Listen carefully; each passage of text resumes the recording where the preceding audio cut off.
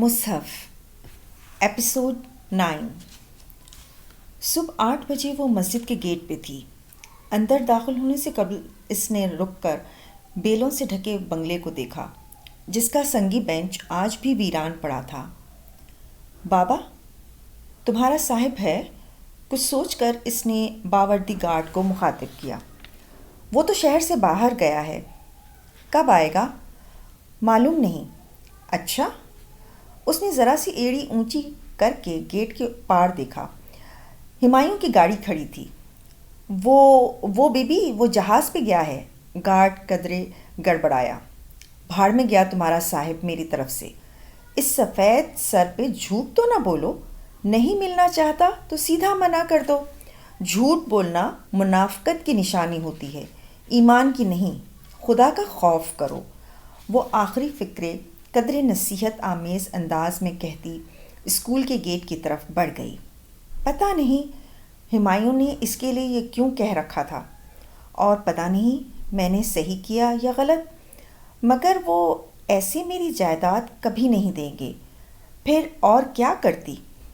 بیزار سا تاثر چہرے پہ سجائے بیگ اٹھائے وہ سست روی سے برآمدے کی طرف چل رہی تھی۔ اور یہ جھوٹ نہیں، اس نے تو مجھے حبسِ بیجا میں رکھا تھا۔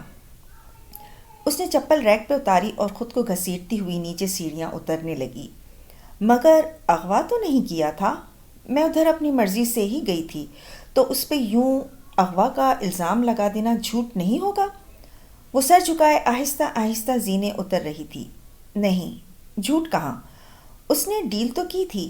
اغوا اور خریدنا ایک ہی بات ہے۔ اگر ذرا سا لفظوں کا ہیر پھیر کر دوں تو کیا ہے؟ اس نے کرسی پہ بیٹھ کر کتابیں سائڈ بورڈ پہ رکھیں اور ساتھ بیٹھی لڑکی کے سپارے پہ جھانکا، اور پھر مطلوبہ صفحہ کھولنے لگی۔ تفسیر شروع ہو چکی تھی۔ وہ آج بھی لیٹ تھی۔ فواد کے خلاف گواہی نہ بھی دوں تو بھی وہ سزا پائے گا، اور وہ اتنا بڑا اے ایس پی، کوئی میرے بیان سے اسے سزا تھوڑی ملے گی۔ بس لفظوں کو تھوڑا سا انٹرچینج کر دیا جائے تو کیا ہے، میری نیت تو صاف ہے۔ مطلوبہ صفحہ کھول کر اس نے پین کی کیپ اتاری اور آج کی تاریخ لکھنے لگی۔ اور تم جھوٹ کو سچ کے ساتھ نہ ملاؤ، اور نہ تم سچ کو چھپاؤ، حالانکہ تم خوب جانتے ہو۔ میڈم مصباح کی آواز پہ جیسے کرنٹ کھا کر اس نے سر اٹھایا۔ وہ اپنی ٹیچر چیئر پہ بیٹھی کتاب سے پڑھ رہی تھی۔ اس نے بے اختیار اپنے سپارے کو دیکھا۔ اس صفحے پہ سب سے اوپر یہی لکھا تھا، تم میری آیات کے بدلے تھوڑی قیمت نہ لو اور صرف مجھ سے ہی ڈرو، اور تم جھوٹ کو سچ سے نہ ملاؤ اور نہ حق کو چھپاؤ، حالانکہ تم جانتے بھی ہو۔ وہ سن سی بے حد ساکت سی پھٹی پھٹی نگاہوں سے ان الفاظ کو دیکھ رہی تھی۔ میڈم آگے پڑھ رہی تھیں مگر اسے کچھ سنائی نہ دے رہا تھا۔ ساری آوازیں جیسے بند ہو کر رہ گئی تھیں۔ وہ بنا پلک جھپکے انہی الفاظ کو دیکھے جا رہی تھی۔ کیا تم لوگوں کو نیکی کا حکم دیتے ہو اور اپنے نفسوں کو بھول جاتے ہو؟ حالانکہ تم کتاب پڑھتے ہو، کیا پھر تم عقل سے کام نہیں لیتے؟ اسے ٹھنڈے پسینے آنے لگے تھے۔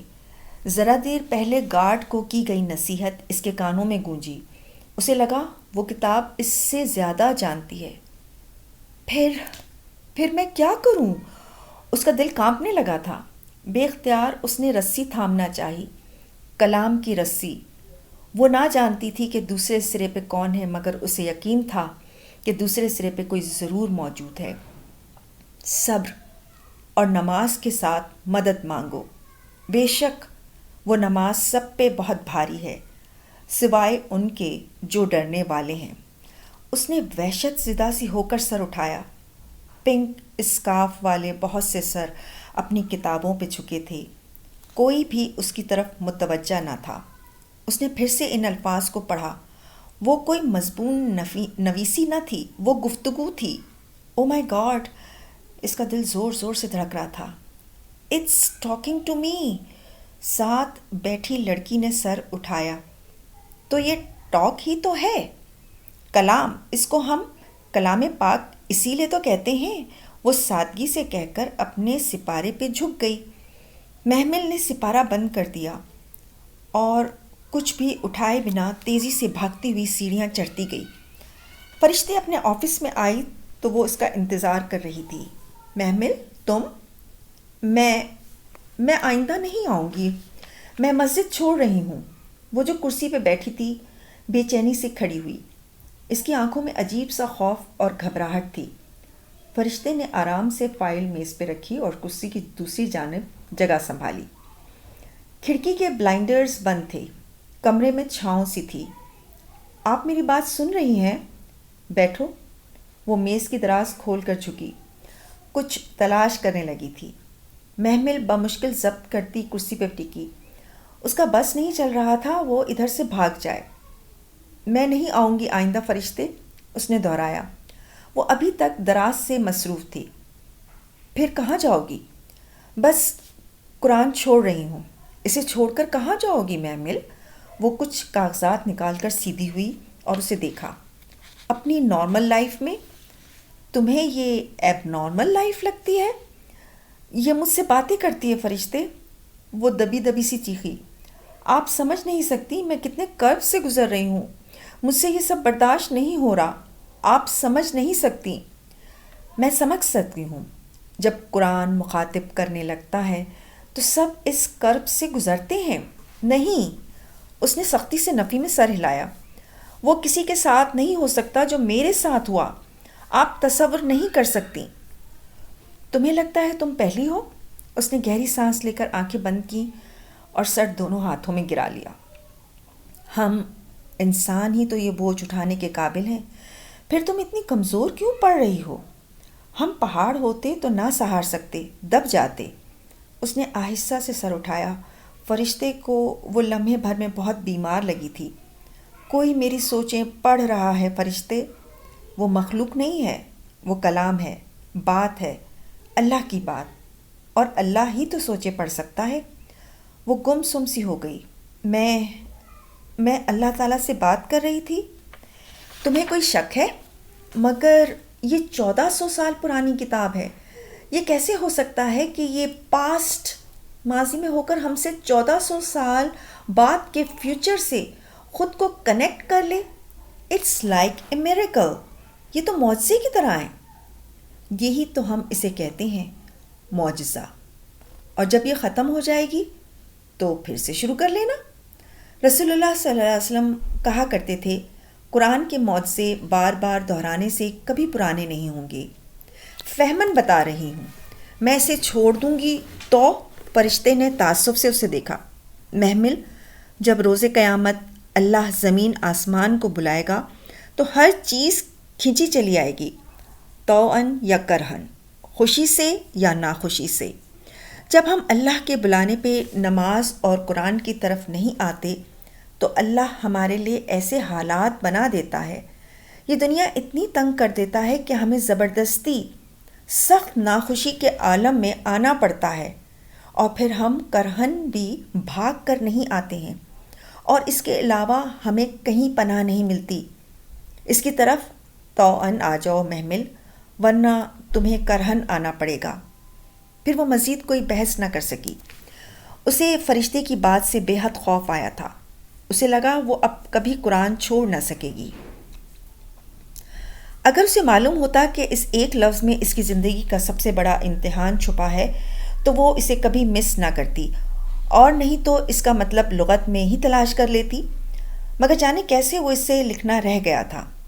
آج کا رکوع میڈم مصباح کے علاوہ ایک اور ٹیچر پڑھا رہی تھیں۔ میڈم زکیہ بنی اسرائیل کے ہیکل میں داخل ہونے کا قصہ بیان کر رہی تھیں، اور دروازے میں داخل ہو جاؤ سجدہ کرتے ہوئے اور کہو حطتن، ہم تمہارے گناہ بخش دیں گے اور عنقریب ہم محسنین کو زیادہ دیں گے۔ وہ آیت پڑھ کر اب الفاظ کی گہرائی میں جا رہی تھیں۔ حطتن کا مطلب گرانا، مراد گناہ گرانے یعنی بخشش مانگنے سے ہے۔ اب بنی اسرائیل نے کیا یہ کہ انہوں نے، جیسا کہ اگلی آیت میں ذکر ہے، منہ ٹیڑھا کر کے بات کو بدل دیا۔ وہ سجدہ کرتے یعنی جھک کر حطتن کہہ کر داخل ہونے کے بجائے ہنتتن کہہ کر داخل ہوتے۔ ہند تتن کہتے ہیں وہ تیز تیز قلم چلا کر لکھ رہی تھی کہ کسی نے برہمی سے پین اس کے رجسٹر پہ رکھا۔ اس نے ہڑبڑا کر سر اٹھایا۔ ایک کلاس انچارج اس کے سر پہ کھڑی تھیں۔ بعض لوگ قرآن پڑھتے ہیں اور قرآن ان کے لیے دعا کرتا ہے، اور بعض لوگ قرآن پڑھتے ہیں اور قرآن ان پہ لعنت کرتا ہے۔ کیا ہوا میم؟ آپ رجسٹر قرآن پہ رکھ کر لکھ رہی ہیں۔ انچارج نے صدمے سے اسے دیکھا تو اس نے گھبرا کر قرآن نیچے سے نکالا۔ یہ اس کا تجوید کا قرآن تھا، سمپل آف وائٹ جلد والا۔ سوری میم، اس نے قرآن احتیاط سے ایک طرف رکھا اور رجسٹر پہ جھک گئی۔ پھر ادھر ادھر ساتھ والی لڑکی کے رجسٹر پر جھانکا کہ دیکھ سکے ہند تتن کا کیا مطلب ہے۔ میڈم نے لکھوایا ہے، مگر اس نے کچھ نہ لکھا تھا۔ قرآن کی کلاس تھی، وہ بول نہ سکتی تھی، سو مایوسی سے واپس اپنے نوٹس کو دیکھا۔ صفحے کی لائن یہاں ختم ہوتی تھی، وہاں اس نے لکھ رکھا تھا ہند تتن یعنی گندھ۔ گندھ کے دال کے آگے صفحہ ختم تھا۔ بعض دفعہ ہم میکانکی انداز میں کچھ لکھتے ہوئے جب صفحہ ختم ہو جائے تو آگے جو بھی چیز ہو، بھلے نیچے رکھی ہوئی ہو، کتاب ہو یا ڈیسک کی لکڑی، اس پہ لکھ ڈالتے ہیں اور بعد میں یاد ہی نہیں آتا۔ گندھ، اس کا مطلب ہے؟ وہ اس ادھورے لفظ پہ حیران ہوئی۔ کوئی سینس نہ بنتا تھا، مگر خیر وہ آگے لکھنے لگی۔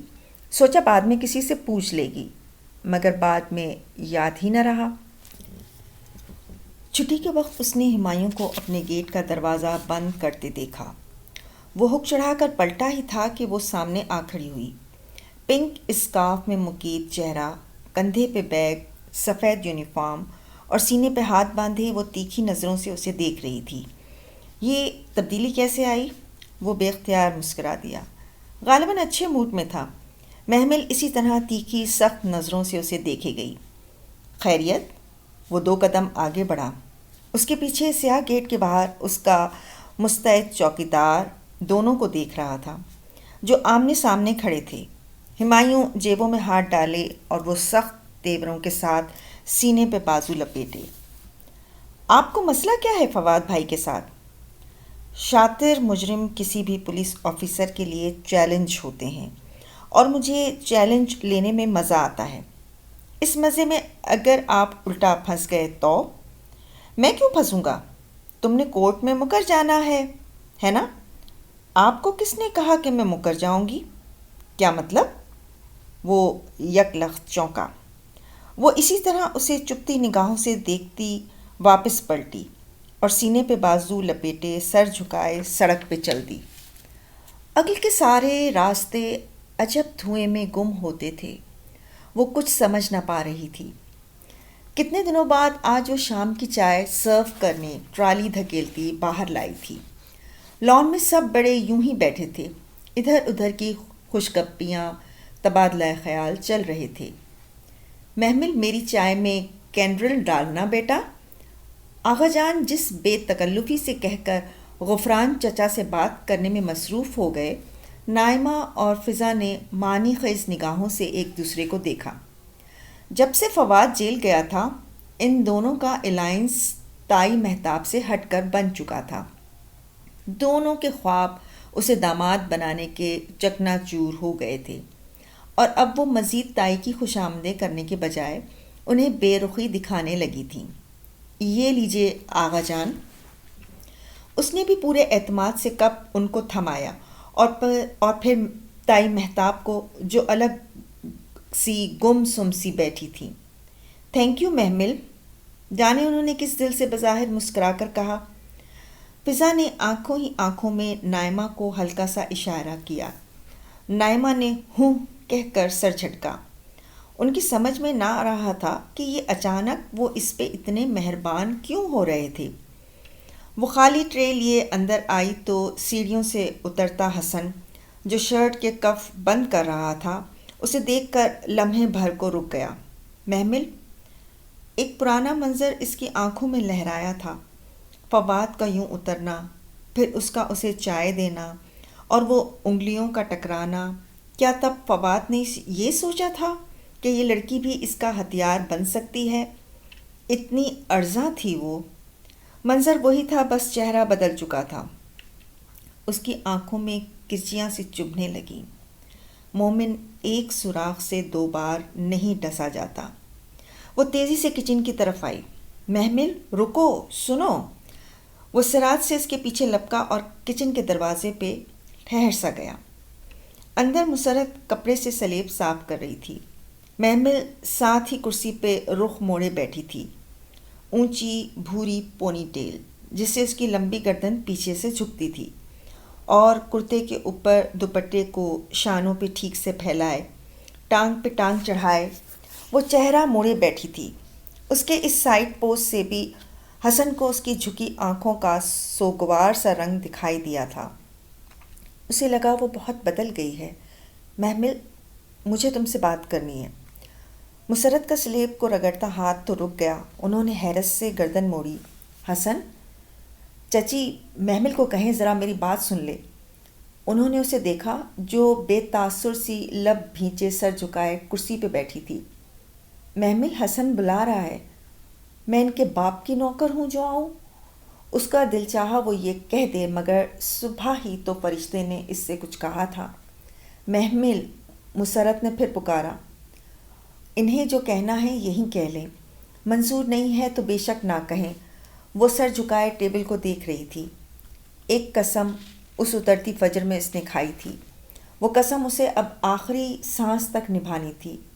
محمل، تم سمجھتی کیوں نہیں ہو؟ وہ بے بس سا اس کے سامنے آیا۔ وہ تمہیں فواد کے لیے استعمال کر رہے ہیں، تم خود کو اس کیس میں مت الجھاؤ۔ اس نے گردن اٹھائی۔ وہ اس کے سامنے کھڑا فکر مندی سے اسے دیکھ رہا تھا۔ محمل کا چہرہ بے تاثر تھا، بالکل سپاٹ۔ آپ نے کہہ لیا جو کہنا تھا، اب آپ جا سکتے ہیں۔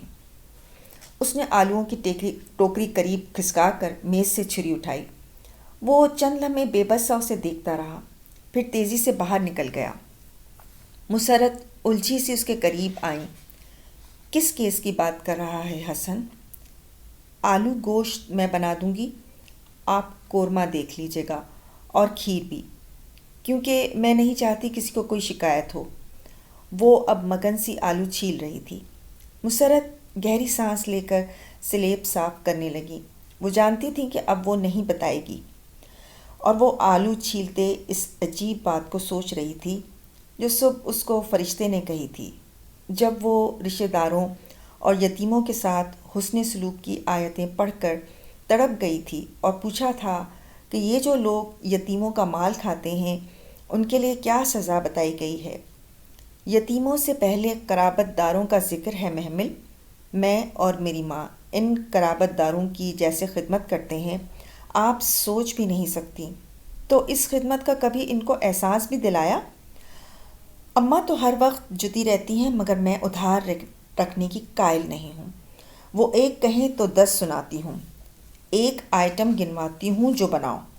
اس نے فخر سے کہا، اور پھر فرشتے کا سنجیدہ چہرہ دیکھا تو لگا کچھ غلط کہہ دیا ہے، یعنی سب کیا کرایا ملیا میٹ کر دیتی ہو۔ یہ تو ان پہ ظلم ہے۔ ظلم؟ میں ظلم کرتی ہوں ان پہ؟ وہ شاکڈ رہ گئی۔ ظلم کی تعریف کیا ہوتی ہے؟ کسی کے حق میں کمی کرنا، ایک کی ایک سنانا برابر کا بدلہ ہے، مگر 9 اوپر سنانا زیادتی ہے، اس کے حق میں کمی ہے۔ وہ مجھے جو بول دیں اور میں آگے سے چپ کر جاؤں، ایک بھی نہ سناؤں؟ تم اگر سنا دو گی تو سب برابر کر دو گی، پھر تم ان کے کیے کا شکوہ کسی سے کرنے کی حقدار نہیں ہوگی۔ معاف کر دیا کرو۔ اور جانتی ہو معاف کرنا کیا ہوتا ہے؟ اس کا سر خود بخود نفی میں ہل گیا۔ اس کو دکھ نہ دینا جس نے آپ کو دکھ دیا ہو، ان کو ان کے رویے کا احساس تک نہ دلانا، کچھ نہ بتانا، یہ معاف کرنا ہوتا ہے۔ تم معاف کر دیا کرو، صبر کیا کرو۔ ساری زندگی صبر ہی تو کیا ہے میں نے۔ وہ صبر نہیں ہوتا جو تم کرتی ہو۔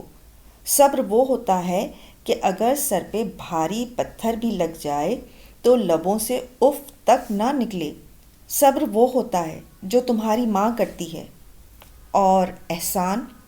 صبر اور معاف کرنے کے بعد ان کے برے رویے کے جواب میں بہت اچھا رویہ دو۔ میں کیوں کروں یہ سب؟ وہ کیوں نہیں کرتے؟ رشتہ داروں کے ساتھ ویسا ہی رویہ رکھنا چاہیے جیسا وہ ہمارے ساتھ رکھتے ہوں۔ مگر رسول اللہ صلی اللہ علیہ وآلہ وسلم تو کہا کرتے تھے کہ بدلے کی صلہ رحمی کرنے والا صلہ رحمی نہیں کرتا۔ محمل، اس پہ تو آپ کو اجر ہی نہیں ملے گا۔ اجر تو تب ملے گا جب آپ برے کے جواب میں اچھا کریں۔ تم انہیں معاف کرو اور اپنا حق اللہ سے مانگو۔ انہوں نے میری جائیداد کھائی ہے، وہ چیخ پڑی تھی۔ ابا اپنی ساری پراپرٹی میرے نام کر کے گئے تھے۔ بہت غلط کر کے گئے تھے پھر۔ انہیں حق ہی نہیں تھا کہ ساری پراپرٹی وصیت کرتے۔ ان کا حق تو بس 1/3 پہ تھا، اس کو بے شک کسی کے نام وصیت کر جاتے، مگر باقی کے 2/3 حصے کی شرعاً تقسیم کی اجازت دے جاتے تو شاید تمہارے چچا لوگ اپنے حصے پہ قناعت کر لیتے۔ وارث تو اللہ نے بنائے ہیں، جانے والے کو برا بھلا نہیں کہہ رہی، مگر ایک غلط فیصلہ بہت سوں کی زندگیاں خراب کر دیتا ہے۔ محمل، تم کچھ لوگوں کے غلط فیصلوں کو بنیاد بنا کر اپنے رشتہ داروں پہ ظلم کرو گی تو یہ مت بھولو کہ پل صراط پر رحم اور امانت کے کانٹے ہمارا انتظار کر رہے ہیں۔ ہر خائن اور قطع رحمی کرنے والے کو وہ پل سے نیچے جہنم میں گرائیں گے، اور ہر امانت دار اور صلہ رحمی کرنے والا پل پار کر جائے گا۔ تم وہ پل پار نہیں کرنا چاہتی؟ وہ سر جھٹک کر تیز تیز آلو چھیلنے لگی۔ میڈم، مجھے ایک بات پوچھنا ہے۔ اس روز وہ کلاس کے بعد میڈم مصباح کے پاس گئی تھی۔ جی ضرور پوچھیے۔ میڈم بہت توجہ سے اس کی طرف پلٹی تھیں۔ وہ میم، مجھ سے نماز پڑھی نہیں جاتی تو خیر ہے۔ ہاں کیوں نہیں، خیر ہے، اٹس اوکے، اگر آپ نہیں پڑھ سکتی تو۔ محمل کو لگا منو بوجھ اس کے کاندھوں سے اتر گیا ہو۔ وہ ایک دم کسی قید سے آزاد ہوئی تھی۔ وہی تو میم، میں باقی نیکیاں کر لوں، قرآن پڑھ لوں، ٹھیک ہے نا، نماز پڑھنا بہت ضروری تو نہیں ہے۔ نہیں، اتنا ضروری تو نہیں ہے، اگر آپ نہیں پڑھنا چاہتی تو نہ پڑھیں۔ میم کوئی فرق تو نہیں پڑے گا نا؟ قطعاً فرق نہیں پڑے گا، یہ بالکل آپ کی اپنی مرضی پہ ہے۔ اوہ اوکے، وہ بے حد آسودہ سی مسکرائی، مگر میڈم مصباح کی بات ابھی ختم نہیں ہوئی تھی۔ یقین کریں محمل، کوئی فرق نہیں پڑے گا اسے۔ آپ بے شک نماز نہ پڑھیں، بے شک سجدہ نہ کریں، جو ہستیاں اس کے پاس ہیں وہ اس کی عبادت سے تکبر نہیں کرتی۔ اگر آپ کر لیں اسے کیا فرق پڑے گا؟ اس آسمان کا بالشت بھر بھی حصہ خالی نہیں جہاں کوئی فرشتہ سجدہ نہ کر رہا ہو، اور فرشتہ جانتی ہیں کتنا بڑا ہو سکتا ہے؟ جب اس پہاڑی پہ رسول اللہ صلی اللہ علیہ وآلہ وسلم نے جبرائیل علیہ السلام کے پکارنے پہ پلٹ کر دیکھا تھا تو جبرائیل علیہ السلام کا قد زمین سے آسمان تک تھا، اور ان کے پیچھے رسول اللہ صلی اللہ علیہ وآلہ وسلم کو آسمان نظر نہیں آ رہا تھا۔ ایسے ہوتے ہیں فرشتے۔ 70,000 فرشتے کعبے کا روز طواف کرتے ہیں۔ یہ تعداد عام سی لگتی ہے، مگر جانتی ہو جو 70,000 فرشتے روز طواف کرتے ہیں ان کی باری پھر قیامت تک نہیں آئے گی۔ اس رب کے پاس اتنی لاتعداد ہستیاں ہیں عبادت کرنے کے لیے، آپ نماز نہ بھی پڑھیں تو اسے کیا فرق پڑے گا؟ میڈم مصباح جا چکی تھیں، اور وہ دھواں دھواں چہرے کے ساتھ کتابیں سینے سے لگائے ساکت سے کھڑی تھی۔ اس کو لگا وہ اب کبھی نماز چھوڑ نہیں سکے گی۔ شام میں اس نے بہت اہتمام سے عصر پڑھ کر لاؤنج میں فون اسٹینڈ کے ساتھ بیٹھی ہی تھی کہ نادیہ کو فون کرے۔ نائمہ چچی معاذ کو کان سے پکڑے بے بس سی ڈانٹ رہی تھی، اور وہ کان چھڑا کر جھپاک سے منہ چڑھاتا بھاگ گیا تھا۔ اتنا شیطان ہو گیا ہے یہ لڑکا، کیا کروں میں اس کا؟ وہ کمر پہ ہاتھ رکھے پریشانی سے بولی، اور محمل کی فون نمبرز پر پریس کرتی انگلیاں تھم سی گئیں۔ شیطان ہو گیا ہے یہ لڑکا، اس نے زیر لب دہرایا۔ لفظ شیطان کا روٹ ورڈ کیا تھا؟ شین طا نون، شطن، یعنی رحمت سے دور، اللہ کی رحمت سے دور، دھتکارا ہوا، اوہ گاڈ، انہوں نے اپنے بچے کو اللہ کی رحمت سے دور ہوا کہہ دیا۔ چچی، اس نے ہولے سے انہیں پکارا۔ فون کا ریسیور ابھی تک اس کے ہاتھ میں تھا۔ ہاں، نائمہ چچی نے پریشانی سے چونک کر اسے دیکھا۔ ماس کو شیطان تو نہ کہیں چچی، اللہ نہ کرے وہ شیطان ہو۔ شیطان تو اللہ کی رحمت سے دور ہونے کو کہتے ہیں۔ اچھا بس کرو، 2 سپارے کیا پڑھ لیے، اب ہمیں سکھائیں گی یہ ان کا تو قبلہ ہی بدل گیا ہے، وہ استہزائیہ کہتی باہر نکل گئیں، اور وہ جہاں تھی وہیں سن سی بیٹھی رہ گئی۔ صبح تو دوسرے سپارے کی پہلی آیت پڑھی تھی کہ عنقریب وہ بے وقوف لوگ کہیں گے کہ ان کو ان کے قبلے سے کس نے پھیر دیا ہے، ان کا تو قبلہ ہی بدل گیا ہے۔ وہ تکرار اس کے ذہن میں گونج رہی تھی۔ بہت پہلے ملنے والی وہ سیاہ فام لڑکی ایک دم اسے یاد آئی تھی۔ اس میں تمہارا ماضی ہے، حال ہے اور مستقبل لکھا ہے، وہ ٹھیک کہتی تھی۔ وہ سر جھکائے خاموشی سے برتن دھو کر ریک میں لگا رہی تھی۔ دھلی پلیٹوں سے پانی کے قطرے ٹپ ٹپ گر رہے تھے۔ اس کے ہاتھ سست روی سے کام کر رہے تھے۔ وہ کچن میں اکیلی تھی۔ اماں جانے کہاں تھیں؟ باقی لوگ تو کام کے وقت کچن میں آنا مزاج کے خلاف سمجھتے تھے، مگر خیر، اس نے سر جھٹکا۔ وہ اب کوشش کرتی تھی کہ ایسی سوچوں کو دل میں جگہ نہ دے۔ اب محسوس ہوتا تھا کہ اس نے اپنے بدصورت رویے سے اپنے اور ان کے درمیان فرق نہ رکھا تھا۔ پہلے وہ ہر چیز اسی دنیا میں برابر کرنے پہ تلی تھی، اب اس نے صبر کرنا شروع کر دیا تھا۔ زندگی ویسے بھی اب ٹف ہو گئی تھی۔ اب مسجد کی ٹیچرز نے اسے دیر سے آنے پہ الٹیمیٹم دے دیا تھا۔ وہ خود بھی اپنی تجوید درست کرنے فجر کے بعد آنا چاہتی تھی کہ تب لڑکیاں اکٹھی بیٹھ کر تجوید کی پریکٹس کرتی تھیں۔ صرف یہ مسئلہ تھا کہ فجر کے وقت فریج لاک ہوتا تھا۔ اس کے لاک کہنے پہ بھی کسی پہ اثر نہ ہوتا تھا۔ اس کے پاس اپنے ناشتے کے پیسے نہ تھے، یا تو وہ ٹرانسپورٹ کا کرایہ ادا کرتی یا اپنا ناشتہ لا کر رکھتی۔ سو ناشتہ قربان کر کے اس نے وین والے کو فیس دی، اور روز صبح تہجد پہ اٹھ کر وہ آدھا گھنٹہ اپنا ہوم ورک کرتی، پھر فجر پڑھ کر نکل جاتی۔ عصر کے قریب اس کی واپسی ہوتی۔ ہمارے بزرگ کہا کرتے تھے کہ علم فکر و فاقے کے بغیر نہیں آتا۔ ٹھیک ہی کہتے تھے۔ اس نے آخری پلیٹ ریک پہ رکھی، ٹوٹی بند کی، اور ہاتھ خشک کرتی اپنے دھیان میں پلٹی ہی تھی کہ کچن کے کھلے دروازے میں کسی کو کھڑا دیکھ کر ٹھٹکی، اور پھر دوسرے ہی پل ساکت رہ گئی۔ کیسی ہو؟ فواد سینے پہ ہاتھ باندھے مسکراتے ہوئے اسے دیکھ رہا تھا۔ وہ بنا پلک جھپکے اسے دیکھے گئی۔ یہ کب واپس آیا؟ تو مجھے بہت یاد آئی محمل، میں ایک بہت بڑی سازش کا نشانہ بنا ہوں۔ اماں، اماں، وہ ایک دم بلند آواز میں پکارنے لگی۔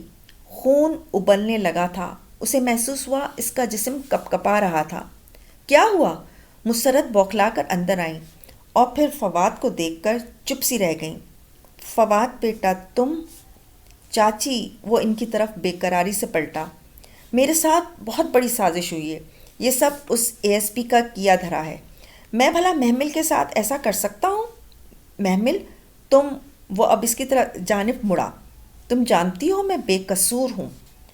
ریکارڈنگ جو انہوں نے تمہیں سنوائی وہ ان کے کسی فنکار کی تھی۔ ہم ان پولیس والوں کو بھتہ نہیں دیتے، اس لیے انہوں نے ایسا کیا۔ تم یاد کرو، تم نے خود کہا تھا کہ تم سائن کروانے چلی جاتی ہو۔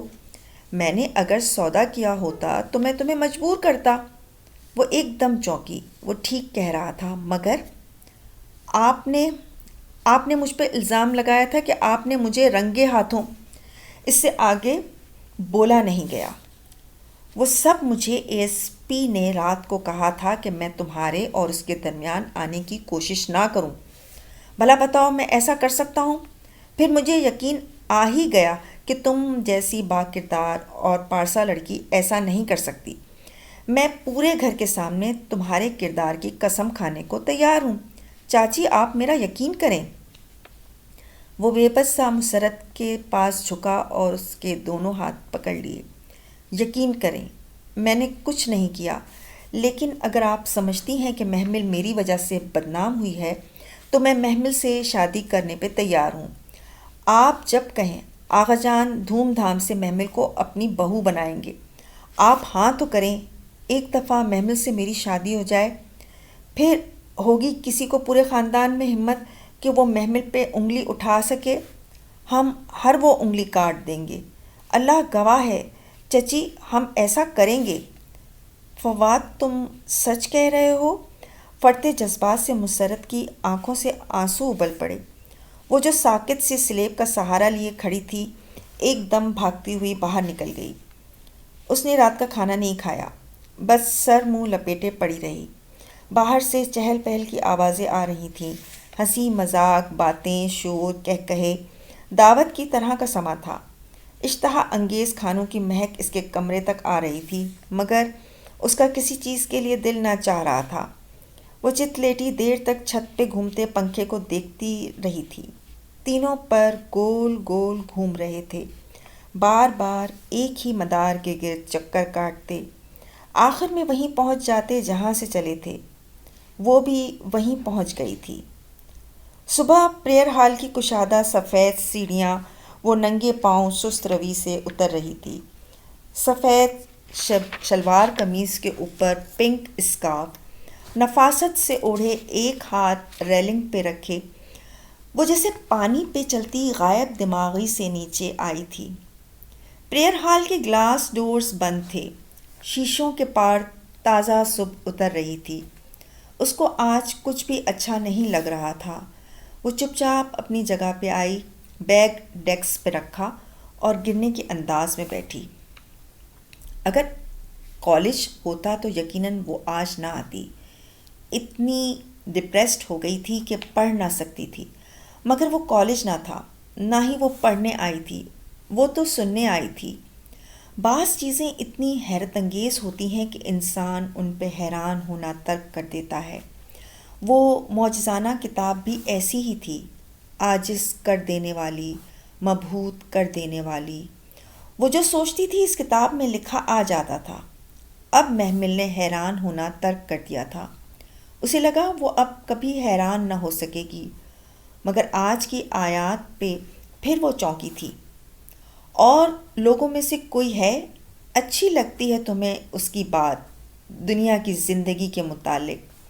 اس نے سر گھٹنوں پہ رکھ دیا اور بازو گھٹنوں کے گرد لپیٹ لیے، اور وہ اپنی بات پہ اللہ کو گواہ بنا لاتا ہے، جبکہ حقیقت میں وہ سخت جھگڑالو ہے۔ اس نے سر اٹھایا، چہرہ دائیں جانب گھمایا۔ پنک اسکارف میں ملبوس لڑکیاں سر جھکائے تیزی سے قلم پیپر پہ چلا رہی تھیں۔ وہاں کوئی نہیں جانتا تھا کہ اس کے دل پہ کیا گزر رہی ہے، کوئی نہیں سمجھ سکتا تھا کہ وہ کیا محسوس کر رہی ہے، بس وہی جانتا تھا جس نے یہ کتاب اس کے لیے اتاری تھی۔ اسے کبھی کبھی لگتا تھا یہ بس اسی کی کہانی ہے، کسی اور کی سمجھ میں آ ہی نہیں سکتا، اور لوگوں میں سے کوئی وہ ہے۔ اس نے دونوں کن پٹیوں کو انگلیوں سے سہلایا۔ اچھی لگتی ہے تمہیں؟ وہ آہستہ سے اٹھی، سپارہ بند کیا اور کچھ بھی لیے بغیر سیڑھیوں کی طرف بڑھی۔ اس کی بات وہ دھیرے دھیرے زینے چڑھ رہی تھی، دنیا کی زندگی کے متعلق۔ وہ آخری زینہ عبور کر کے راہداری کی طرف بڑھی، اور وہ اپنی بات پہ اللہ کو گواہ بنا لاتا ہے، جبکہ حقیقت میں وہ سخت جھگڑالو ہے۔ وہ تھکاوٹ سے باہر برآمدے کے اسٹیپس پہ بیٹھ گئی۔ سامنے ہرا بھرا لان تھا۔ وہ ستون سے سر ٹکائے لان کے سبزے کو خالی خالی نظروں سے دیکھے گئی۔ یہ تو اس نے اپنے دل سے بھی نہ کہا تھا کہ اسے فواد کی بات اچھی لگی تھی۔ اس کی آفر دل فریب تھی، دلکش تھی۔ وہ اپنے دل سے اقرار کرنے سے ڈرتی تھی، مگر وہ تو نگاہوں کی خیانت بھی جانتا ہے، اس سے کیسے چھپ سکتی تھی کوئی بات؟ مگر اس نے اسے ڈانٹا نہیں، ذلیل نہیں کیا جیسے لوگ کرتے تھے، اس کا تماشا نہیں بنایا جیسے خاندان والے بناتے تھے، اس کی بات سنی انسنی نہیں کی جیسے نادیہ کرتی تھی۔ کوئی ڈانٹ ڈپٹ لان تان نہیں، بس وہی ایک نرم مہربان انداز جس کی طرف میں وہ قرآن سننے آتی تھی۔ وہ ڈانٹتا ہی تو نہیں تھا، اس کی طرح کوئی سمجھاتا ہی نہ تھا، کوئی اس کی طرح تھا ہی نہیں۔ وہ وہیں بیٹھی تھی جب ساتھ ہی وہ لڑکی آ بیٹھی، غالباً مڈ بریک تھی، اور لڑکیاں اس میں بھی بیٹھ کر تجوید کرتی تھیں۔ وہ تھوڑی ہتھیلی تلے رکھے، چہرہ موڑے یوں ہی اسے دیکھے گئی۔ وہ لڑکی گھٹنوں پہ قرآن رکھے بائیں ہاتھ سے صفحے پلٹ رہی تھی، دایاں ہاتھ یوں ہی ایک طرف گرا پڑا تھا۔ مطلوبہ صفحہ کھول کر اس نے بائیں ہاتھ سے گرے ہوئے ہاتھ کو اٹھایا اور گود میں رکھا، پھر ٹھیک ہاتھ سے صفحے کا کنارہ پکڑے پڑھنے لگی۔ ان المسلمین والمسلمات۔ وہ رک رک کر اٹک اٹک کر پڑھتی، بار بار آواز ٹوٹ جاتی، وہ پھر سے شروع کرتی، مگر ہکلاہٹ زدہ زبان پھر ساتھ چھوڑنے لگتی، مخارج صحیح نہ نکل پاتے۔ وہ بدقت تمام ایک لفظ بولتی تو ساتھ گاں گاں کی آواز بھی آتی۔ یکدم محمل کو احساس ہوا وہ رونے لگی تھی، اس کا مفلوج دایاں ہاتھ بار بار نیچے گر جاتا۔ وہ بائیں ہاتھ سے اسے اٹھاتی، پھر سے تجوید سے پڑھنے کی کوشش کرتی۔ اس کی آنکھیں سرخ ہوئیں اور آنسو ابل کر گال پہ لڑھکنے لگے۔ وہ بائیں ہاتھ سے آنسو رگڑتی، دبی دبی سسکیوں کے ساتھ پھر سے کوشش کرنے لگی۔ محمل گمسم سی اسے دیکھے گئی۔ وہ اپاہج لڑکی اپنے اللہ سے بات کر رہی تھی۔ وہ اس کا بہت ہمدرد تھا، اسے محمل کی ہمدردی کی اس وقت ضرورت نہ تھی۔ لمحے بھر کو بھی اسے اس پہ ترس نہ آیا تھا، بلکہ رشک ہوا تھا۔ کوئی ایسے بھی تڑپ کر قرآن پڑھتا ہے جیسے وہ پڑھ رہی تھی، اور ایک ہم ہیں، برسوں اس مصحف کو لپیٹ کر سب سے اونچے شیلف میں سجائے رکھتے ہیں، اور بس سجائے ہی رکھتے ہیں۔ وہ اسی طرح ہتھیلی ٹھوڑی تلے جمائے، گردن پوری اس کی طرف موڑے، پلک جھپکے بنا اسے دیکھے جا رہی تھی۔ وہ پھر سے ہکلاتی زبان سے پڑھنے لگی، مگر ٹھیک پڑھا نہ جا رہا تھا۔ آنسو ٹپ ٹپ اس کی آنکھوں سے گر رہے تھے۔ دبی دبی سسکیوں کے درمیان وہ مسلسل استغفر اللہ کہتی جا رہی تھی۔ عام سی شکل کی اپاہج لڑکی، اسے بے اختیار وہ سیاہ فام لنگڑی لڑکی یاد آئی۔ وہ کتنوں کو سہارا دیے ہوئے تھا، اور وہ کتنے بد نصیب ہوتے ہیں جو تلاوت کی آواز سن کر کان بند کر لیتے ہیں۔ کبھی میں بھی ان بد نصیبوں میں تھی۔ وہ آہستہ سے اٹھی اور سر جھکائے چل دی، برآمدے کی سیڑھیوں پہ بیٹھی اپاہج لڑکی کی طرح اس طرح رو رہی تھی۔ وہ گیٹ بند کر کے اندر داخل ہوئی تو لان میں کرسیاں ڈالے تقریباً تمام کزنز بیٹھے تھے۔ فواد بھی ان کے ساتھ ہی تھا۔ وہ کسی بات پہ ہنس رہا تھا، شرٹ کا اوپری بٹن کھولے، قیمتی ریسٹ واچ پہنے، اس کے پرفیوم کی مہک یہاں تک آ رہی تھی۔ وہ کرسیوں کا دائرہ بنا کر بیٹھے تھے۔ یہ ندا تھی جو اس کی بات دلچسپی سے سن رہی تھی، جبکہ آرزو بھی اس دائرے میں لا تعلق سی بیٹھی تھی، اور فائقہ بھی، رضیہ پھپھو کی فائقہ، وہ بھی جیسے فواد سے اعتراض برت رہی تھی۔ جیل جانے کے بعد بھلے تائی مہتاب جتنی تعویلیں پیش کرتیں، فواد کی اہمیت اب وہ نہ رہی تھی۔ وہ کتابیں سینے سے لگائے سر جھکائے تیز تیز چلنے لگی۔ محمل، وہ برآمدے کے اسٹیپ پہ تھی جب فواد نے بے اختیار پکارا۔ اس نے ایک پاؤں سیڑھی پہ رکھے گردن موڑی۔ وہ مسکرا کر اسے دیکھ رہا تھا۔ آؤ بیٹھو، مجھے کام ہے۔ وہ روکھے تاثرات دیکھ کر برآمدے کا دروازہ پار کر گئی۔ لان میں بہت سی معنی خیز نگاہوں کا تبادلہ ہوا تھا۔ اس کی ہمت کیسے ہوئی کہ یوں مجھے سب کے سامنے بلائے؟ مائی فٹ! وہ پیر پٹکتی اندر آئی تھی۔ لاؤنج میں حسن نظر آیا تو ایک دم ٹھٹک کر رکی، پھر سر جھٹک کر اپنے کمرے کی طرف جانے لگی۔ محمل! اس کے قدم رک گئے، مگر پلٹی نہیں۔ تمہیں فواد کی ہر بات پہ یقین ہے؟ مجھے آپ پہ بھی یقین نہیں ہے۔ اس کا گلا رند گیا تھا۔ تیزی سے کہہ کر اس نے دروازہ کھولا اور پھر دڑام سے اپنے پیچھے بند کیا۔ حسن نے تعصب و بے بسی سے چند لمحے ادھر دیکھا، پھر سست روی سے اوپر سیڑھیاں چڑھنے لگا۔